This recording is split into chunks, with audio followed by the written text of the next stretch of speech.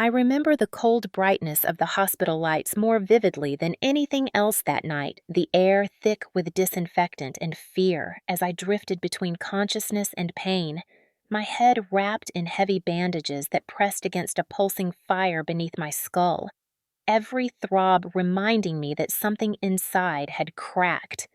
The doctor leaned close, his eyes serious and steady, and said firmly, "You have a skull fracture." Those words struck harder than the fall itself, echoing through me like a sentence I could never escape. A fracture in my skull. That was not a stumble. That was not clumsiness. That was not an accident. His words drew a line between truth and lies, a line I knew my husband's family would try to erase.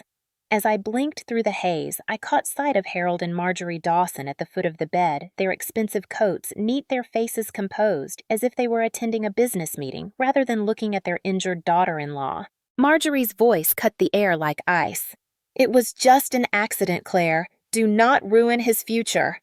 Harold nodded with quiet approval, his silence giving her words more weight. They wanted me to nod too, to accept their version of events, to bury the truth before it could breathe. My husband, Michael, had pushed me with such rage at that party that I crashed into solid wood and collapsed unconscious on the floor. Yet here they were, calm and practiced, calling it a slip. What kind of family chooses reputation over justice? What would you do if the people who claimed to protect family honor decided instead to bury the truth? In that instant, I realized the fracture was not only in my skull, but in every illusion I had carried about that house, about trust, about safety. The break revealed that they would rather erase me than admit their son's violence. I saw clearly that I was not just lying in a hospital bed. I was lying in a battlefield where silence was the weapon they expected me to use against myself.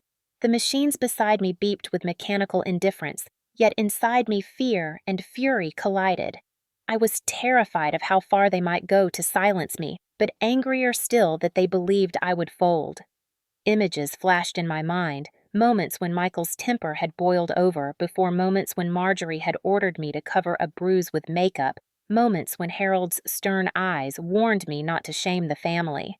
All those times I had chosen silence to keep the peace, but tonight, silence felt like death.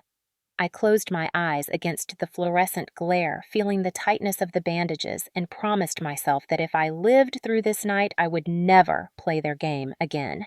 The pain was unbearable, the betrayal worse yet. That promise gave me a spark of strength. This was no accident, and I would not let them write it as one. Before I take you deeper into this journey, I want to ask you, where are you watching from? Share in the comments, because stories like this are not bound to one town or one family. They cross states, they echo across generations. Tonight, you will hear not just about a fracture in bone, but about the moment a woman chose truth over silence, and how justice answered. This is my story. It begins with a fracture, and it will end with justice. Hello. My name is Claire Dawson, and I am 28 years old. By profession, I am a nurse trained to handle emergencies, to comfort the frightened, to keep my head calm when others lose theirs. I never imagined that the skills I use to save strangers would one day be needed to survive my own home. When I married Michael Dawson 3 years ago, I believed I was marrying stability, intelligence, and charm. He was 31, an engineer with a sharp mind and a polished smile. To outsiders, he looked like the perfect son of Harold and Marjorie Dawson, a wealthy couple who held their heads high in our community. They were respected donors at charity galas, hosts of tasteful gatherings, the kind of family others admired from a distance. When Michael proposed to me, he promised safety and partnership. For a while, I let myself believe it. I ignored the subtle warnings, the possessive questions about where I went and who I spoke to, the controlling glances across crowded rooms. That night, the night that changed everything, began like a celebration. Harold and Marjorie were hosting a dinner party at their grand house with polished floors and chandeliers that glimmered like frozen stars. Guests mingled with wine glasses, discussing business deals and local politics. I stood beside Michael, dressed in a modest navy dress, doing my best to look like the supportive wife. At first, everything seemed polite until the conversation turned to money. Harold boasted about the family's investments, and Michael chimed in with plans that sounded reckless to me. Without thinking, I spoke up, suggesting caution. The room quieted for a moment as eyes turned toward me. Michael's jaw tightened, his hand gripped my elbow harder than necessary, and he whispered sharply that I should stay out of it. But I had seen too many patients whose lives were ruined by financial recklessness, so I lifted my chin and repeated my view in front of everyone. It was a small act of honesty, but in that house with those people, it was treated as defiance. Michael's face flushed with anger. He tried to laugh it off to the guests, but I could feel his rage simmering under the surface. Dinner carried on, but his silence was heavy beside me. When the guests moved toward the living room for coffee and music, I followed, hoping to smooth things over. Instead, Michael cornered me near the sideboard. His eyes were cold and his voice low enough for only me to hear. "You embarrassed me," he said. "You do not speak against me in front of my parents." I tried to explain that I meant no harm, that I only wanted to be careful, but before I could finish, he shoved me hard with both hands. My body lurched backward, and I struck the edge of a solid wooden table. Pain exploded through my head, white and blinding, before darkness swallowed me. I awoke later to the sound of voices and the sensation of being lifted. A guest must have called for help because an ambulance arrived. But I also heard Marjorie's commanding tone as she told people I had simply slipped. She insisted to the paramedics that I was clumsy, that the floor was slick. Harold backed her up, his authoritative voice pressing the story like a stamp of truth. And Michael, my husband, stood pale and silent, allowing his parents to spin a tale that erased his actions. They wanted everyone to see me not as a victim of his temper, but as a woman who had lost her balance. Lying in that ambulance, the siren wailing above me, I drifted in and out of consciousness. My training as a nurse told me something was seriously wrong. The dizziness, the nausea, the stabbing pain at the back of my skull. I recognized the signs of a possible fracture or bleeding. Even in that haze, I knew my life had tilted into dangerous territory, not only because of the injury, but because of the people who controlled the narrative. The Dawsons were powerful, well-connected, and deeply invested in their reputation. I was merely the wife who had dared to speak against them. At the hospital, the doctors moved quickly, ordering scans, stabilizing me, speaking in firm tones that carried urgency. I heard one of them mutter about probable cranial trauma. They did not accept Marjorie's explanation so easily, but she kept repeating it anyway, her voice a steady chant of accident, accident, accident. She wanted the words to bury the truth before it reached official records. When the doctor finally confirmed a skull fracture, her face tightened, but she did not yield. She simply adjusted the script, saying that accidents can be serious, that no one should blame Michael for what was clearly a household mishap. That night, as I lay in the sterile room with machines beeping beside me, I thought back over the months leading to this moment. I remembered Michael's subtle criticisms that grew sharper over time.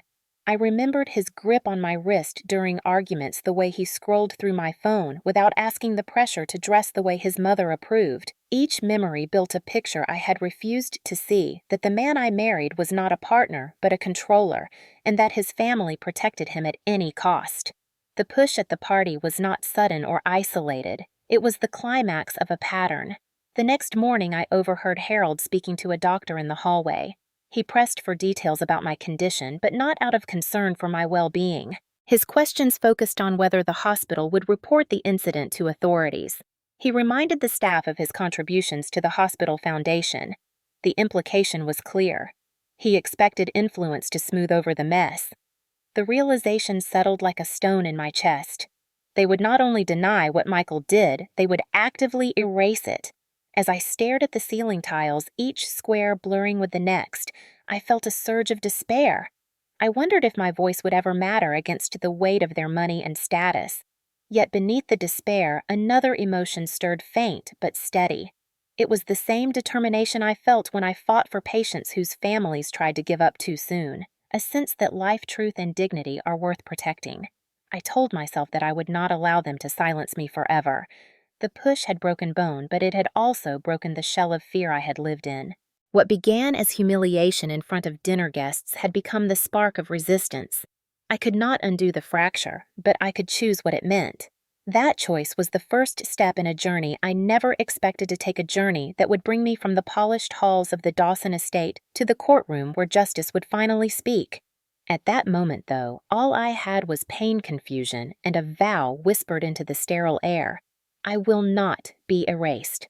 When the first rays of pale morning light slipped through the blinds, I opened my eyes to find Marjorie seated beside my bed, her posture perfect, her lips pressed into a line that looked more like disapproval than concern. She leaned closer and spoke with that low, cutting voice she used whenever she wanted to make sure no one but me could hear. "Say it was a fall, Claire. Do not embarrass us." The words pressed down heavier than the bandages around my head. My skull throbbed, but her insistence was sharper than the pain. She wanted me to erase the truth, to give the Dawsons the comfort of a lie they could manage. My husband stood behind her, his shoulders slumped and his eyes glistening. For a brief moment, I almost believed his tears. He whispered that he was sorry that he had lost his temper, that he had not meant to push so hard. His mother reached out and took his hand as if he were the victim, as if I had done harm to him by not keeping silent. My heart clenched with disbelief. The doctor entered then, giving a clinical update, explaining that I needed rest and observation for at least a few days. He described the fracture, the risks of swelling, the importance of avoiding stress. Marjorie nodded sweetly at him, thanked him for his care, and then turned back to me with eyes that demanded obedience. She reminded me that Michael's future depended on discretion, that if I cared for him at all, I would not make this into something bigger. Her words dripped with manipulation. I felt trapped between physical weakness and the crushing weight of their expectations. When the doctor left, Michael stepped closer and touched my hand. His tears fell onto my blanket. "I am so sorry, Claire," he whispered. "I promise I will change." I wanted to believe him because believing him would have been easier than facing the truth. But in the back of my mind, I replayed every time he had promised before. The night he first raised his voice and swore it would never happen again. The time he gripped my wrist hard enough to leave bruises and then cried about being under stress at work. The way he always shifted blame back onto me, saying that I provoked him by speaking at the wrong time. Each memory stacked like bricks, forming a prison of doubt. Later that day, Rachel Kim walked into the room carrying a bouquet of flowers. Rachel had been my closest friend since college, and now she worked as a lawyer downtown. She took one look at me, and her expression hardened. She set the flowers down and leaned over my bed, speaking softly but firmly. "Claire, this is not the first time, is it?" My eyes filled with tears. I wanted to deny it to maintain the facade, but Rachel knew me too well. I admitted in a trembling voice that there had been other moments, smaller injuries, times when Michael's anger had left marks I tried to hide. Rachel's jaw tightened. She reminded me that covering for him was not protection, it was surrender. When Marjorie returned, she did not like seeing Rachel there. Her smile was brittle, her tone polite but pointed. "Thank you for visiting, but Claire needs rest." Rachel stood her ground, her eyes never leaving Marjorie's. "I will make sure she gets the rest she needs," she replied. The tension between them was sharp enough to cut. I realized then that Rachel saw through their entire performance. She could read the power dynamics, the manipulation, the gaslighting. She had seen it in court cases before, and now she saw it happening to me. As the hours passed, I drifted between pain and clarity. Every time I closed my eyes, I replayed Marjorie's command. Harold's approving silence, Michael's tears that felt more like strategy than remorse. They wanted me to doubt myself, to question whether the push was really as violent as I remembered. Maybe I tripped, maybe I lost balance, maybe I provoked him. That is the poison of gaslighting. It seeps into the mind until truth feels unstable. But every throb of my skull reminded me that I had not slipped. I had been pushed. The evidence was carved into bone. Rachel sat with me into the evening. She explained carefully that I had rights, that the hospital would generate records, that I could choose to file a report. She warned me that the Dawsons would try to use influence to erase it, but she also assured me that once evidence existed, it would be harder for them to bury. Her voice steadied me like an anchor in rough seas. For the first time since the party, I felt a flicker of control returning. That night, Michael came back to my room alone. His eyes were red from crying, but his words were rehearsed. He told me that he loved me, that he needed me, that his parents only wanted what was best.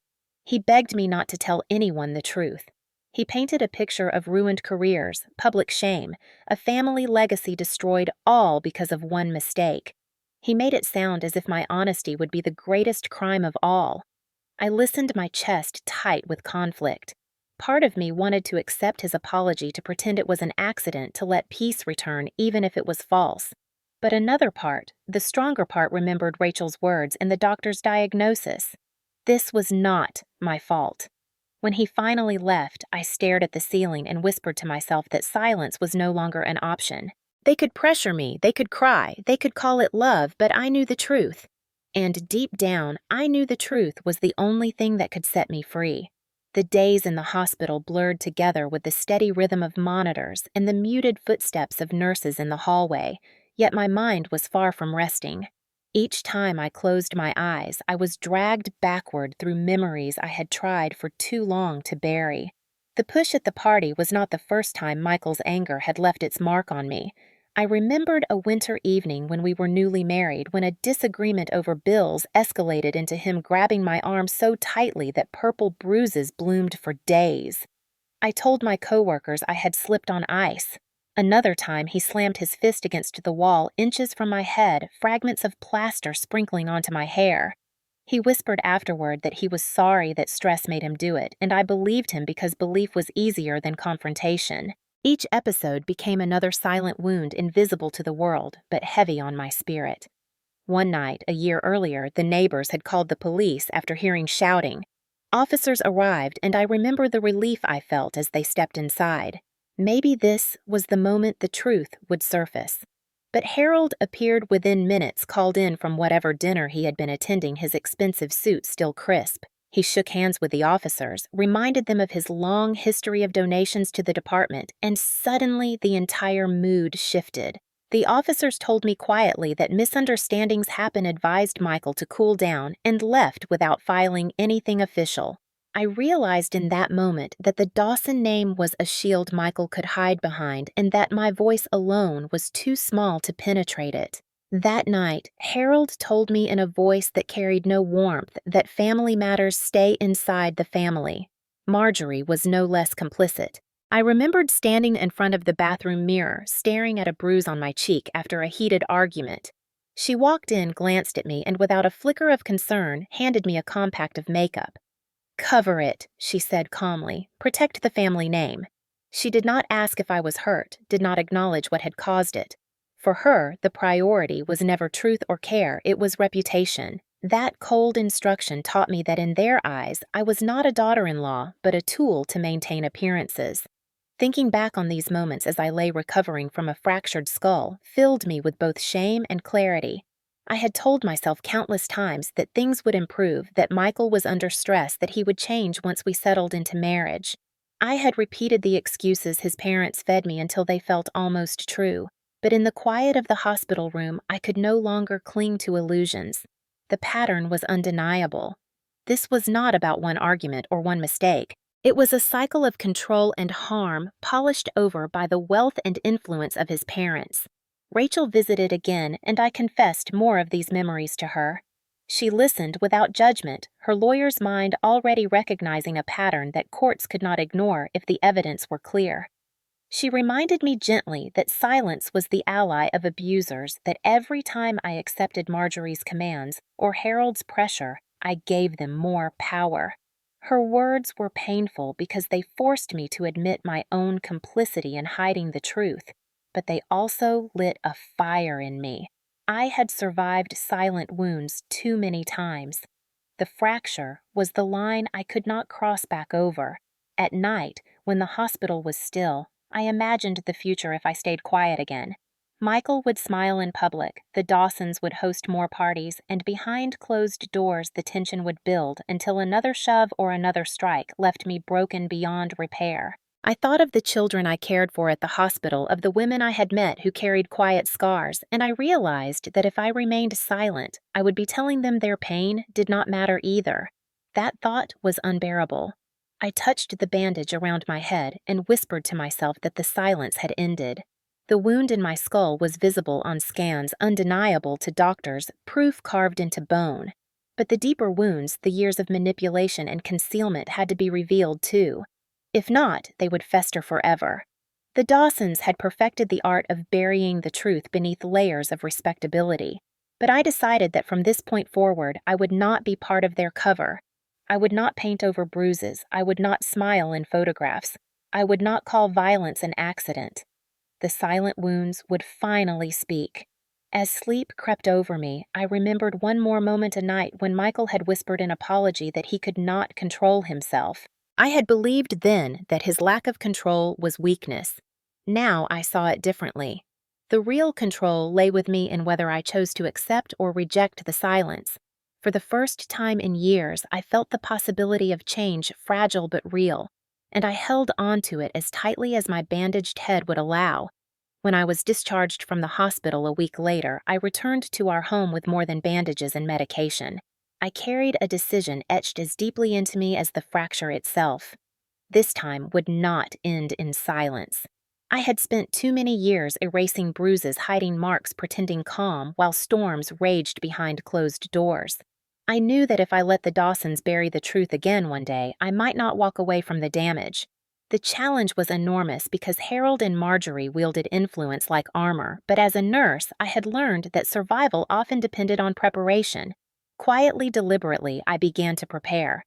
The first step was documentation. Late at night, while Michael slept beside me, I slipped into the bathroom with my phone and photographed the fading bruises on my arms, the swelling still visible along my hairline. I scanned the medical report I had been given, carefully uploading it to a secure cloud account that Rachel had helped me set up. She warned me that paper could be destroyed, phones could be taken, but files in the cloud were harder to erase. I felt a surge of control returning as I created a folder labeled Simply Truth. Into it, I poured every scrap of evidence I could gather. The second step was audio. Michael often apologized after his outbursts, and I suspected he would again. I bought a small recorder and kept it hidden in my bag. A week after my release, he confronted me about why I had not returned to work, yet his voice sharp and blaming. When I reminded him that the doctor had ordered rest, he snapped that I deserved what happened at the party, that I should have known better than to challenge him in front of his parents. My pulse raced, but outwardly I stayed calm, letting his words flow. The recorder captured every syllable. Later that night, I listened back with trembling hands, the cruelty clear and undeniable. Hearing it outside of the heat of the moment stripped away every excuse I had ever made for him. That recording joined the others in the truth folder. Rachel met me at a small cafe near the hospital a few days later. I showed her the files and the audio. Her eyes hardened with professional focus. "Claire, this is strong," she said, "but you need to keep building." She explained that powerful families often drown cases in doubt, claiming mistaken identity, fabricated stories, emotional instability. The more evidence I had, the less room they would have to twist the narrative. She also suggested I share copies with someone I trusted outside our circle. I hesitated, but she was right. If anything happened to me, the evidence had to survive. Together, we sent encrypted copies to a detective Rachel had worked with before, a man she believed would not be swayed by Dawson influence. The third step was observation.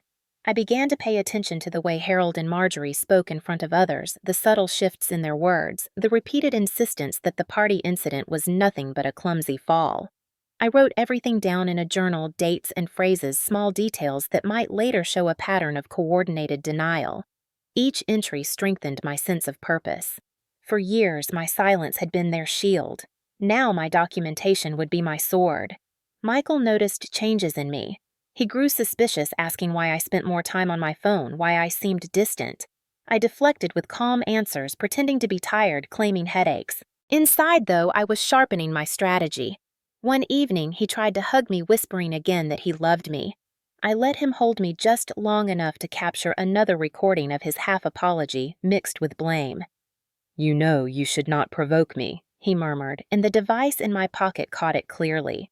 The weight of secrecy was heavy, yet unlike the silence of before, it gave me hope. Every file saved, every word recorded, every note written was a brick in a foundation of truth that would one day stand against the Dawson fortress. I thought often of the patients I had treated who struggled to find proof of injuries or abuse.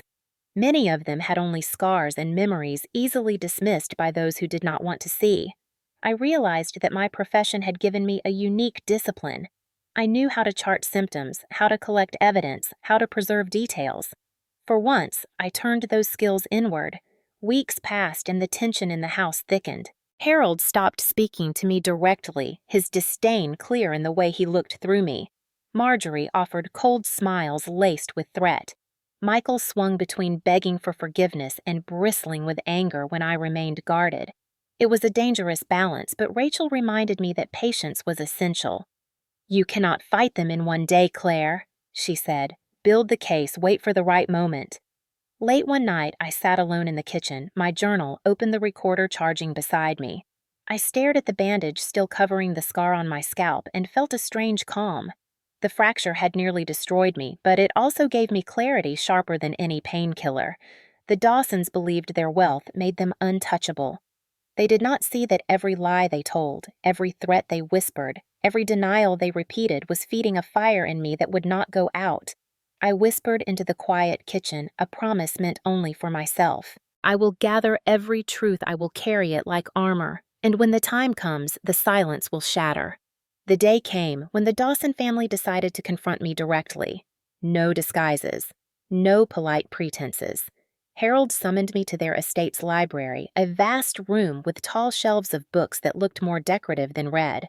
Marjorie sat in a high-backed chair as if presiding over court, and Michael paced near the fireplace, his agitation clear in the restless tapping of his fingers against the mantel.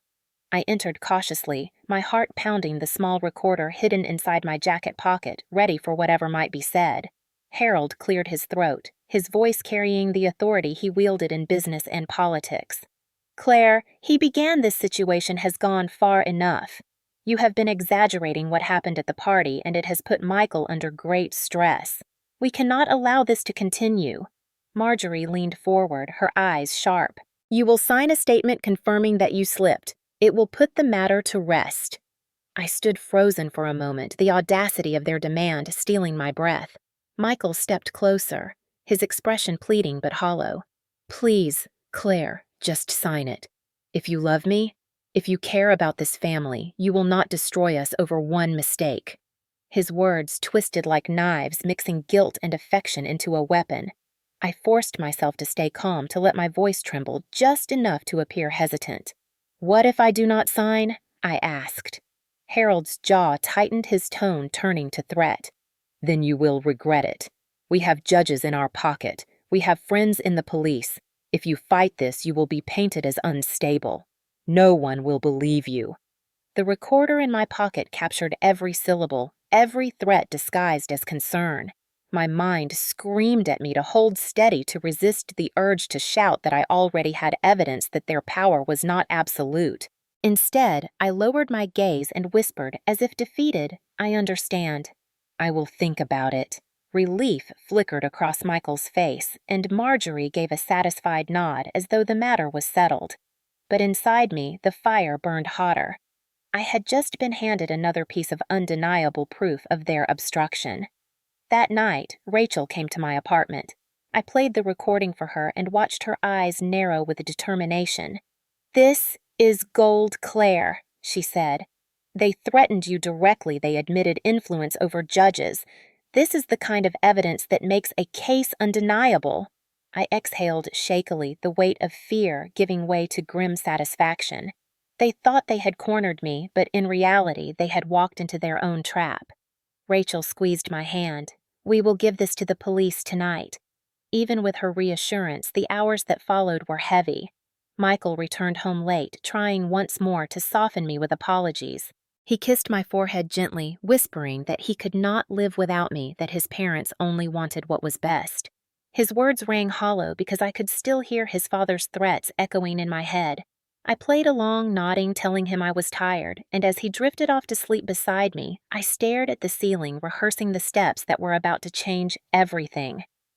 The following day, Rachel and I met with Detective Harris, a man she trusted from past cases. We sat in his cluttered office at the precinct as I handed over a flash drive containing the recordings, photographs, medical reports, and journal entries. Harris listened carefully, his brow furrowed, and when the recording of Harold's threats played through the tinny speakers of his computer, he leaned back and let out a low whistle. "This is serious," he said. "If what you say is true about their influence, then this may be bigger than one case. We will need to move carefully, but I promise you we will not ignore this." For the first time in months, I felt genuine hope. The Dawsons had money and status, but I now had allies and evidence. It was not just my word against theirs anymore. Harris explained that timing mattered. If we moved too quickly, the Dawsons could scramble to hide or spin the narrative. If we waited for the right moment, their own arrogance might expose them further. Rachel and I exchanged a look. We both knew the perfect opportunity was coming. Harold and Marjorie were planning a large community event at their estate, inviting local leaders and reporters. If the truth emerged there in public in front of cameras, it would be impossible for them to bury it. That evening, I sat at my kitchen table, the scar on my scalp aching faintly, and I wrote in my journal. They think silence is my only weapon. They think intimidation will break me. But I will show them that preparation and truth are stronger than wealth and reputation. I closed the journal and whispered to myself and to the empty room, "This is the last time they will ever corner me. The ultimatum they gave me will be the evidence that ends them." The night of the Dawson Community Gala arrived with the kind of polish that only old money could buy. The estate glowed with strings of lights that lined the driveway, valets in black uniforms, guided sleek cars into neat rows, and inside the grand hall, chandeliers cast golden warmth over a sea of dignitaries, business leaders, and reporters. To anyone walking in, it looked like a celebration of generosity and influence. To me, it looked like the perfect stage for truth. I wore a modest dark dress that covered the fading bruises on my arms, my hair styled to hide the scar that still traced my scalp. On the surface, I was the dutiful wife arriving at her in-laws' event, but inside, every step carried the weight of a decision that could not be reversed. Rachel walked beside me calm, but alert her presence, a steady reminder that I was not alone. Hidden in her purse was a small drive prepared for the police identical to the one already in Detective Harris's hands. Tonight was not only about spectacle, but about ensuring the evidence was beyond destruction. As the guests mingled, Harold moved through the crowd with practiced charm, shaking hands, offering smiles that carried the confidence of a man who believed his world was secure. Marjorie hovered close, making sure every detail appeared flawless, her approving nods as rehearsed as her disdain for me. Michael stayed near me at first, his grip tight on my arm as if to remind me of my place. He whispered through a strained smile, "Do not make a scene. You promised." His words were both plea and threat, but they only strengthened my resolve. The evening reached its peak when Harold stepped onto a small platform to deliver a speech about family values and community service. I stood among the guests, my heart hammering my recorder, already running in my pocket, though I knew tonight would be about more than audio. When the applause faded and music began to play again, I caught Rachel's eye. It was time. I walked toward the front of the hall, the murmur of conversation dimming as people noticed my determined steps. I reached the microphone that Harold had just used and lifted it with hands that trembled only slightly. Michael hissed behind me, "Claire, stop," but I spoke over him. "I want to share something," I said, my voice clear, though my chest was tight. "Many of you know me as Michael's wife, as Harold and Marjorie's daughter-in-law. But tonight I stand here not as a wife, not as a daughter-in-law, but as someone who nearly lost her life to the truth this family once hidden." Gasps rippled through the crowd. Faces turned, whispers rose. I reached into my purse and pulled out the small speaker Rachel had helped me prepare. With one press of a button, Michael's own voice filled the hall. "You deserved what happened. You embarrassed me." The recording played without mercy, echoing off the polished walls, silencing every whisper into stunned quiet. Guests stared at Michael, then at Harold and Marjorie. The mask of respectability cracked in an instant. Michael lunged forward to grab the device, but Rachel stepped between us, her lawyer's voice sharp. "You will not touch her!" At that very moment, doors opened at the back of the hall and uniformed officers stepped inside. Detective Harris was among them, his badge glinting under the chandelier. He had promised me they would come, and now they were here, their presence a shield against the fury I knew the Dawsons were barely containing. Harold's voice thundered, "This is outrageous! You cannot barge in here!" but Harris raised a hand calmly. "We have reason to believe a crime has been committed.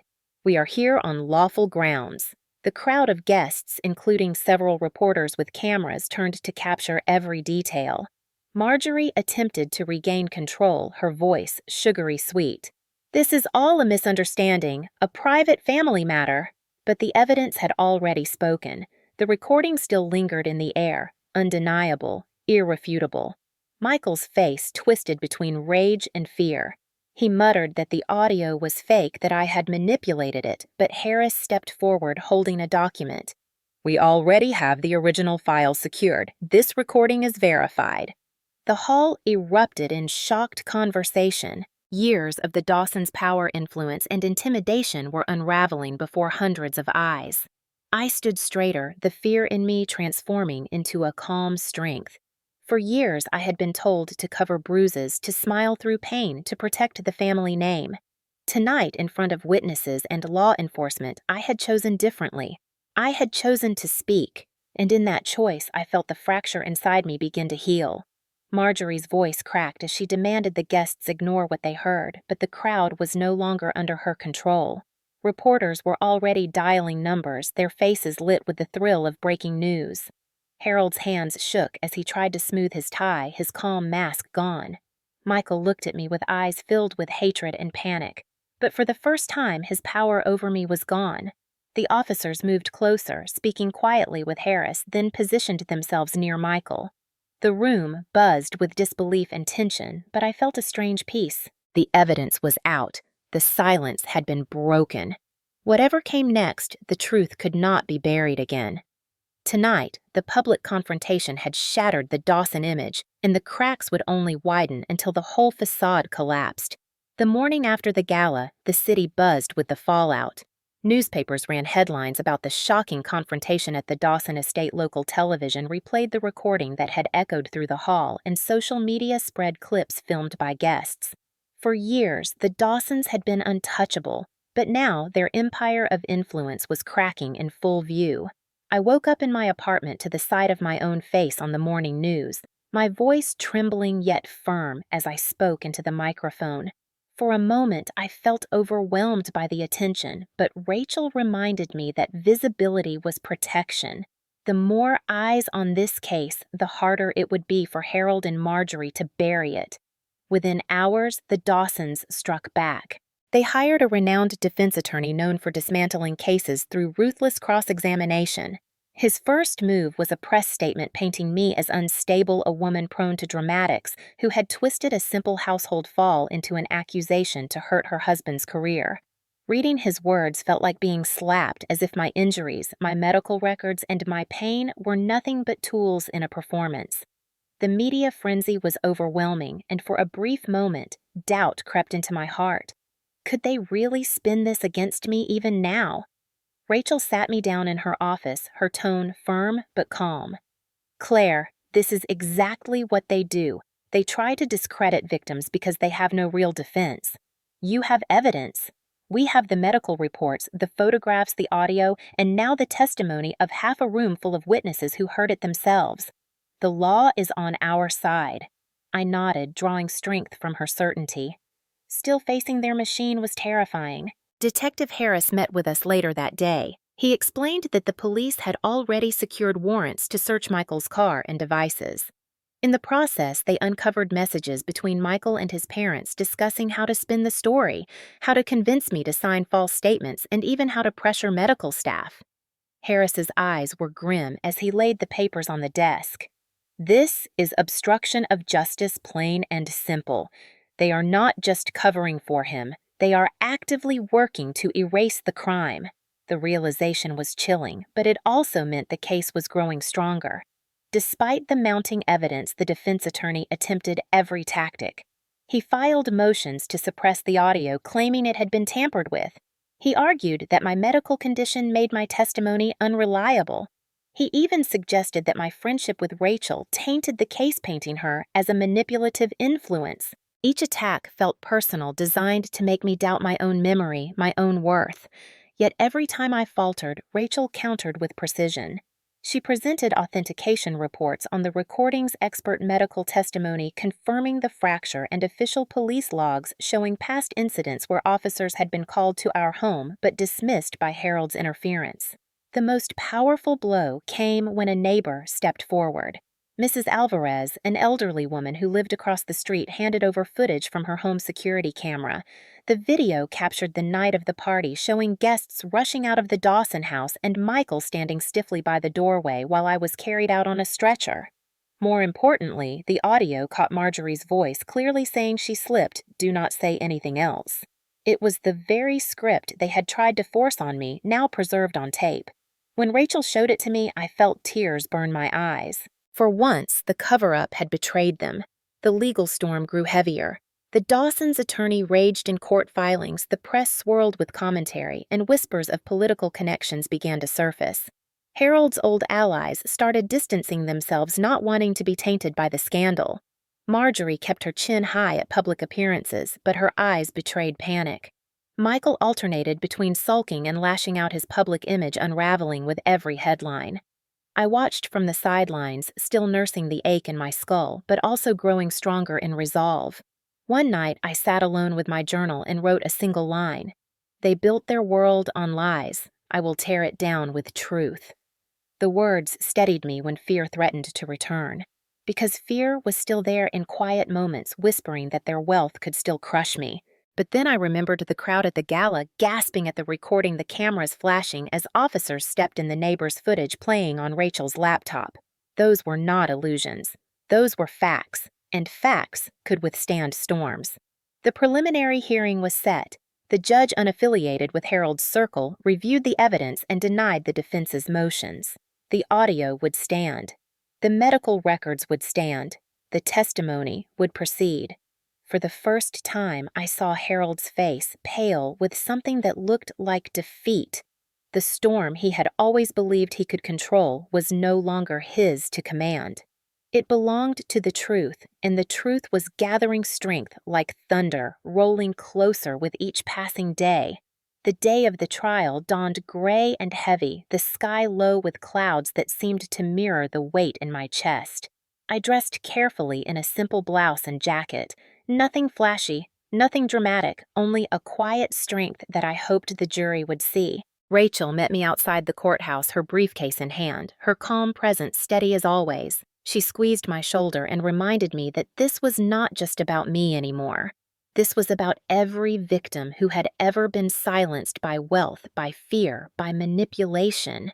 Her words steadied me as we walked through the doors into a building that smelled of polished wood and seriousness.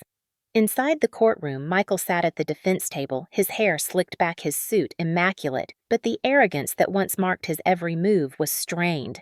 His parents sat behind him, Harold rigid with fury, Marjorie clutching her pearls as if they could shield her from consequence.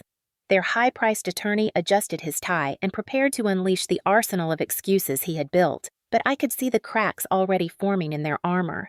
The gallery was filled with reporters, community members, even a few nurses I worked with who wanted to show quiet support. Every seat seemed to hum with tension. The prosecution opened with a clear narrative.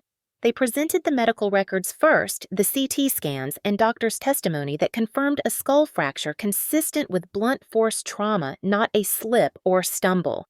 I sat still, my heart pounding, as the doctor explained how much force it would take to cause such an injury, how unlikely it was to happen from a casual fall in a brightly lit room. The jurors leaned forward, absorbing every word. Then came the audio. The recording of Michael's own voice admitting his rage, saying, "I deserved what happened." Hearing it in that quiet courtroom was more powerful than at the gala. The defense attorney objected, claiming tampering, but the prosecution had prepared.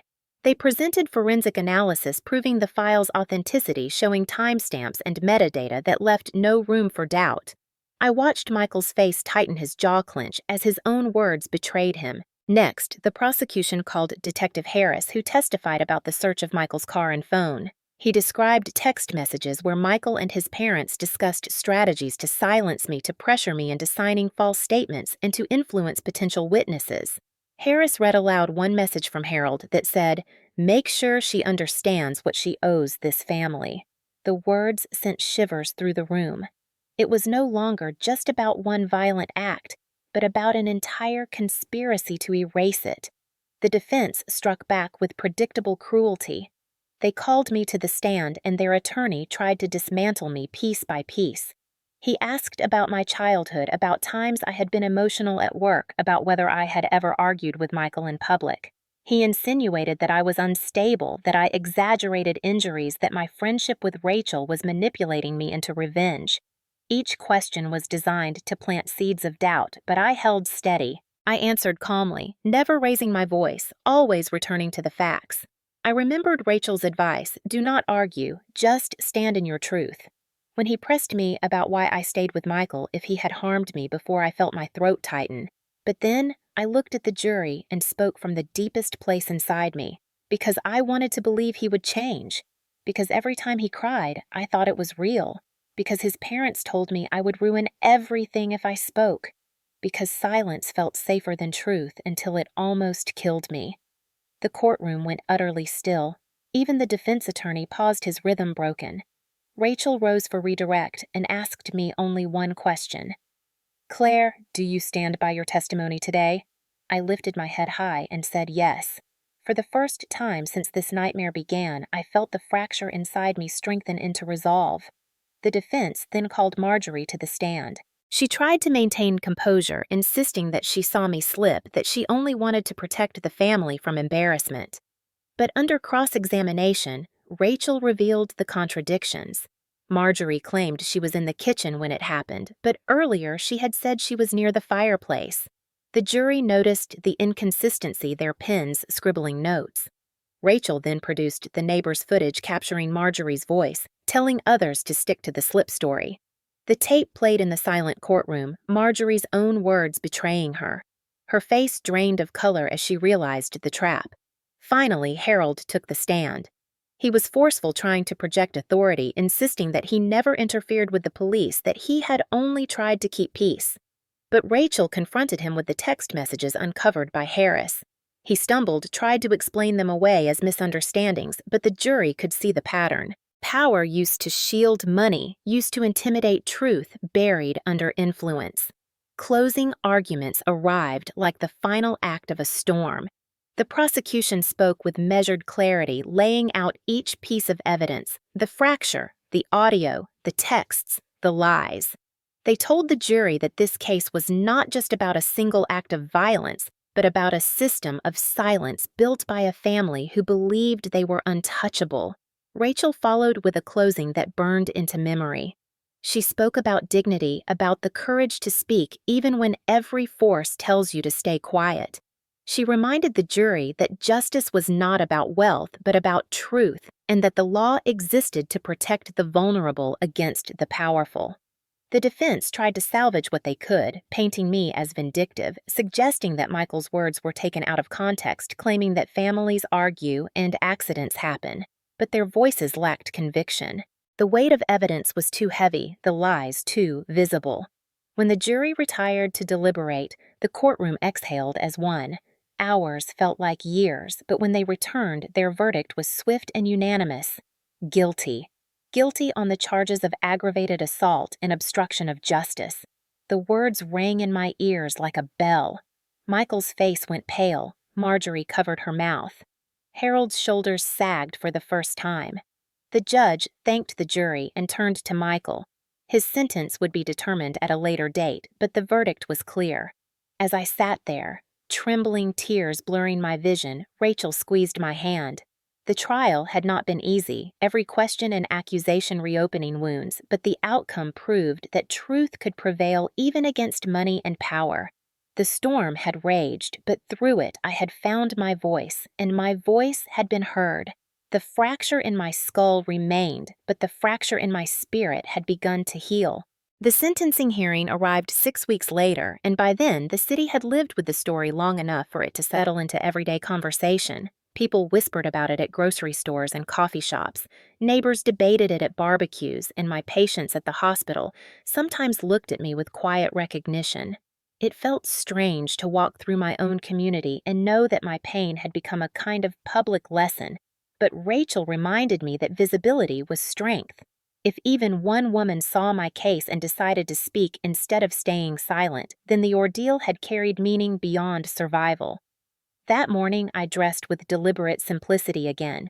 A plain suit jacket and blouse, nothing to distract from the message that truth does not need decoration. The courtroom filled quickly. Reporters lined the back notebooks ready, and members of the community packed the benches. Michael sat at the defense table thinner than before, his arrogance stripped away by weeks in custody. His hands shook slightly, his eyes darting, but he still tried to hold himself tall. Harold and Marjorie sat behind him. Their wealth and polish faded beneath the weight of scandal. Harold's hair looked grayer, his shoulders stooped, and Marjorie's once perfect posture sagged as though the pearl necklace around her throat had become a chain. The judge entered, the same stern figure who had presided over the trial, and the room fell silent. She began with formalities recounting the charges, the evidence, the jury's unanimous decision. Then she turned her attention to Michael. "Mr. Dawson, you stand before this court convicted of aggravated assault resulting in serious bodily injury as well as obstruction of justice. The evidence presented left no room for doubt, and the jury's verdict reflects the gravity of your actions." She paused, her eyes fixed on him. "You did not simply lose your temper once.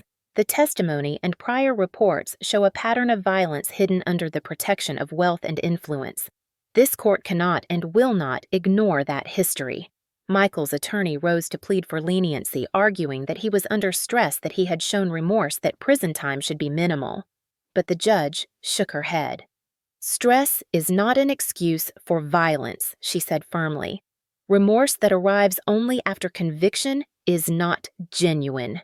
She pronounced the sentence slowly, each word ringing through the hushed room. 10 years in state prison with eligibility for parole after 8 mandatory counseling and restitution to the victim. My breath caught as the words landed. 10 years. It was real, concrete, and undeniable. Michael's face crumpled. Marjorie let out a sharp gasp, covering her mouth with trembling fingers. Harold lowered his gaze to the floor, his jaw tight with fury but powerless. For once, the Dawson influence could not alter the outcome. The gavel fell and the sentence became official, but the consequences did not end with Michael. In the weeks leading up to sentencing, investigators had pursued obstruction charges against Harold and Marjorie. Their attempts to manipulate witnesses, pressure me into silence, and influence officials were documented in messages and testimony. Though they avoided prison through plea agreements, their reputations were destroyed. Harold was forced to resign from several boards his business partners withdrew, and Marjorie was shunned from the social circles she once ruled. Their wealth dwindled under legal fees and restitution payments. The Dawsons, once untouchable, had become a cautionary tale. After the hearing, I stepped outside into the crisp air. Reporters clustered near the steps, their cameras clicking, their questions flying. "How do you feel about the sentence? Do you believe justice was served? What message do you want to send?" I paused, feeling the weight of the moment, and spoke with quiet certainty. "This is not just about me. It is about anyone who has been told to stay silent, anyone who has been pressured to protect an image instead of the truth. Justice means consequences, and today we saw that even those who believe they are above the law are not untouchable." The microphones recorded my words, and for once I felt they carried not just into cameras, but into the hearts of people watching at home. Rachel walked beside me as we left, her hand light on my arm. "You did it," she said simply. I nodded, tears burning my eyes, but I knew it was more than me. It had taken Rachel's guidance, Detective Harris's determination, the courage of neighbors who offered testimony, and the willingness of a jury to see past wealth. Justice was never the work of one person. It was a chorus of voices refusing to be drowned. That night, I sat at my kitchen table with my journal open, the scar on my scalp, now a thin line, but still tender to touch. I wrote about the journey, about the fracture that had begun it, about the manipulation and threats, about the evidence carefully gathered piece by piece, about the moment at the gala when silence shattered. I wrote about the trial, the questions meant to break me, and the steady strength that kept me standing. Finally, I wrote about the sentence, the visible proof that consequences had arrived. As I closed the journal, I felt a lightness I had not known in years. The Dawsons' downfall rippled outward. Community leaders began reviewing policies about domestic violence, about how influence can smother truth.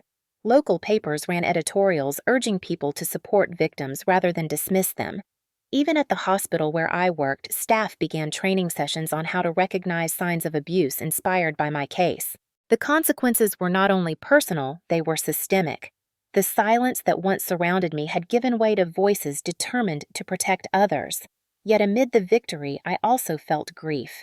Grief for the years I lost to fear for the love I once thought real, for the nights spent convincing myself that things would change. Justice did not erase the pain, but it transformed it into something purposeful. My wounds had become warnings, my voice a reminder that truth carries power even against towering walls of wealth. One evening, a week after sentencing, I received a letter delivered by certified mail. Inside was a simple note written in Harold's hand. It read, "We underestimated you. You destroyed everything." I read it twice, then set it aside. The words did not sting the way he intended. They only confirmed what I already knew. They had built their world on arrogance and lies, and the destruction came not from me, but from the truth they tried to bury. As I turned off the light that night, I whispered to myself, "Justice is never easy, but it is always worth the fight." And for the first time since that terrible night at the party, I slept without fear of waking to silence forced upon me. Justice had spoken, consequences had followed, and the fracture that once threatened to break me had instead become the line where my strength began. The months after sentencing moved with a gentler rhythm, as though life itself was giving me space to breathe again. I returned to my job at the hospital, slipping back into the familiar routines of patient charts, late night shifts, and the hum of machines that measure life with beeps instead of words. At first, colleagues treated me with careful sympathy, but soon they realized I wanted nothing more than normalcy, and I found myself grateful for the simple constancy of caring for others. Healing did not arrive in one wave, but in countless small moments, each shift, each smile, each reminder that my world was more than what the Dawsons had tried to reduce me to.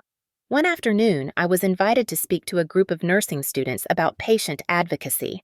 I stood before them in a modest lecture room, my notes trembling in my hands, and realized that my story carried lessons far beyond medicine. Real power is not silence, I told them. Real power is the courage to speak even when it feels impossible. I saw their young faces watching me intently, some with tears glistening, and I understood that the fracture in my skull had become something larger than a wound. It was now a symbol of resilience. Outside of work, I began volunteering at a shelter for women. There, I met others whose stories mirrored mine in pieces, bruises hidden under long sleeves, whispered confessions of fear, children clinging to mothers who tried to shield them from harm. I sat with them, sometimes sharing my story, sometimes just listening, but always reminding them that silence was not survival. Every conversation felt like reclaiming another fragment of my voice. One morning, as I was leaving the shelter, a little girl named Emma tugged at my sleeve. She could not have been more than 8 years old, her hair in pigtails, her eyes wide with admiration. She looked up at me and whispered, "You are my hero." My throat tightened and I bent to meet her gaze. "No, Emma," I said softly. "You are your own hero." But inside, I carried her words like a treasure. Rachel remained by my side more than a friend, almost like a sister. We often laughed together now, something that had once seemed impossible in the thick of the trial. One evening over coffee, she told me, "You turned their power upside down, Claire. You showed that truth carefully protected and bravely spoken is stronger than money." I smiled, feeling warmth replace the old chill of fear. The scar on my scalp never fully faded, a thin line hidden beneath my hair, but I stopped wishing it away.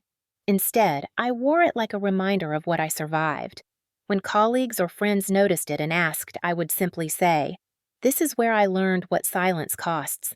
Their expressions shifted from curiosity to understanding, and I knew the message carried farther than words alone.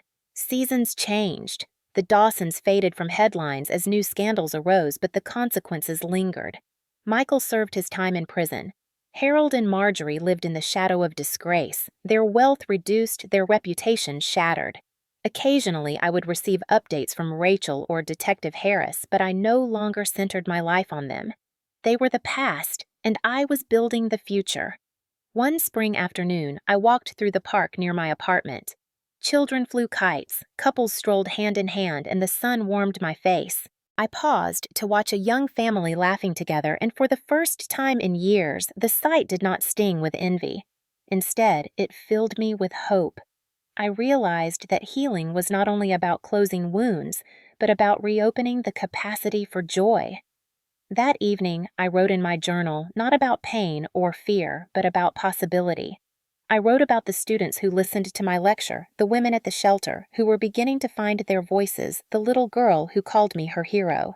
I wrote about Rachel's steadfast friendship and the quiet comfort of ordinary days. When I set down my pen, I realized that my story had turned from survival to renewal. One weekend, I was invited to a community forum on justice reform. Standing before an audience of neighbors and leaders, I shared the final lesson I had learned. Heroes are not born special. They are ordinary people who choose to act when silence would be easier. I reminded them that wealth and influence can build walls, but truth and persistence can break them down. The applause that followed was not for me alone, but for the countless voices that had been silenced and were now beginning to rise. Later that night, I sat on my balcony watching the city lights flicker against the dark sky. My phone buzzed with a message from Rachel. She had simply written, "Proud of you." I smiled, leaning back in my chair, feeling peace settle over me. The fracture in my skull had healed into a scar, but the fracture in my spirit had healed into strength. Life had not returned to what it was before, and I no longer wanted it to. The old life was built on silence and fear. The new one was built on truth, resilience, and the knowledge that even in the darkest moments, courage can find a voice. Rebirth is not about forgetting the pain. It is about transforming it into a foundation strong enough to carry hope. And that is where I stand now, no longer a woman defined by what was done to me, but a woman defined by the choice to speak, to fight, and to live fully again. As I close this chapter of my life, I want to speak directly to you, the ones who have walked with me through every painful memory, every hard truth, and every step toward justice. No woman, no daughter, no wife should ever be silenced. Silence is what abusers count on. Silence is what powerful families use as their weapon. And silence is what almost cost me my life. But the fracture that threatened to break me also opened a door to strength I never knew I had. I know many of you watching have faced your own struggles, maybe not in the same way, but struggles that left you questioning your worth, questioning if anyone would ever believe you. I want you to hear me clearly tonight. Your truth matters. Your voice matters. Do not let anyone convince you that protecting their reputation is more important than protecting your life. Do not let anyone tell you that covering up bruises or rewriting memories is loyalty. Real loyalty is to yourself, to your future, to the people who need you alive and free. When I stood in that hospital room with a fractured skull and heard my in-laws say it was just an accident, I felt the deepest despair of my life. But I also felt the first spark of defiance. That spark grew each time I documented evidence, each time I confided in Rachel, each time I refused to sign away my truth. And when the moment came to speak in front of a crowded hall and later in a courtroom, that spark became a flame. You have that same flame inside you, even if it feels buried. I am living proof that it can grow. Justice is not easy. It is slow, it is painful, it demands more than you think you can give. But it is worth it. It gives closure not only to you, but to everyone who has ever been told to stay quiet. And when justice comes, it does more than punish the guilty. It shows the world that truth cannot be bought, that power cannot erase consequences forever. So tonight, wherever you are watching from, I ask you to take a moment. Share in the comments where you are listening from, and if you have ever faced injustice, tell us how you found your courage. Because stories like mine are not bound by one city or one family. They echo across generations, across states, across hearts. Maybe your story is different, maybe your struggle has another name, but the message is the same. Speak, fight, refuse to be silenced. And to those who have never faced this but are listening, remember that your role matters too. Believe the people who come to you with their pain. Stand beside them. Be the friend like Rachel who does not look away. Your support can be the difference between silence and survival. This is where my story ends, but it is also where yours can begin. If you have faced injustice, speak. If you have carried wounds in silence, let them find words. And if you are safe and strong now, use your strength to help someone else rise. Thank you for walking with me through my journey. Thank you for listening to the truth. And thank you for reminding me that even in the darkest night, courage can still find its voice.